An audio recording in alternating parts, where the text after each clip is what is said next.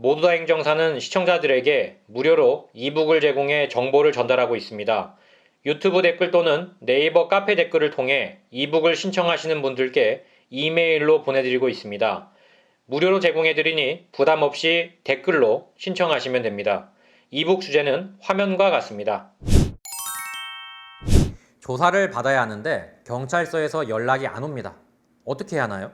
먼저 전화를 해봐야 할까요? 이런 질문 하시는 분 정말 많습니다. 오늘은 경찰서에서 연락이 안 올 때 어떻게 해야 하나 여기에 대해서 알아보도록 하겠습니다. 경찰서에 가는 건 누구에게나 스트레스입니다. 제 이야기를 좀 해보자면요. 저도 경쟁 업체의 견제로 2번, 그리고 홍보에 대한 오해 때문에 1번, 총 3번의 경찰 조사를 받았습니다. 모두 무혐의가 나오긴 했지만 정말 다신 겪기 싫은 스트레스였습니다. 지금도 저는요, 일반 지역 번호가 찍힌 수신 전화번호를 보면 혹시 또 누가 저를 괴롭히려고 무고를 했나 하고 가슴이 벌렁벌렁 거릴 정도입니다. 경찰서 번호가 일반 전화번호로 오거든요.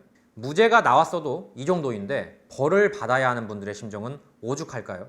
그래서 충분히 이해가 됩니다. 보통 음주운전이나 무면허, 난폭운전 사건의 경우 빠르면 적발일로부터 3일, 느리면 3달 이후에 조사를 받게 됩니다. 여기에 관할 이송 신청 또는 체열 같은 이벤트가 겹치면 2주 정도가 더 걸립니다.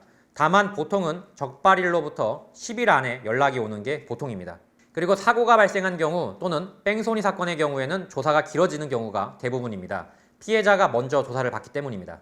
이렇다 보니 경찰 조사가 처음 시작되는 것은 물론 끝나는 시점도 정해진 것이 없어 사례마다 다르다고 할 수밖에 없습니다. 특히 경찰 내부 인사이동이 있거나 특별단속기간으로 경찰 인력 집중이 다른 분야에 몰리거나 하는 경우에는 경찰서에서 전화가 오는 시점이 길어지는 경우가 많습니다. 참고로 여기서 말하는 경찰 조사는 피의자 신문조서를 작성하는 조사를 말합니다. 처음 적발되고 나서 당일에 바로 경찰서에 가서 받는 임시조사와는 다른 의미입니다.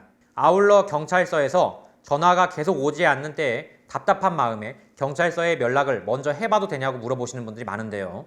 그렇게 하셔도 별 상관은 없지만 기다리면 반드시 연락이 오기 때문에 조금만 마음을 진정시키고 경찰관 전화를 기다려보시는 게 좋습니다. 경찰 조사 일정은 휴대폰 전화로 담당 경찰과 날짜를 정하게 되며 문자로 먼저 연락을 달라고 하는 경우도 많습니다. 그리고 변호사 선임이 된 경우에는 실무상 경찰관과 변호사가 직접 통화를 해서 일정을 조율합니다. 여기까지 경찰서 출석에 대한 정보를 나눠봤습니다. 언제든지 궁금한 게 있으면 문의 주세요. 송범석 행정사였습니다. 감사합니다.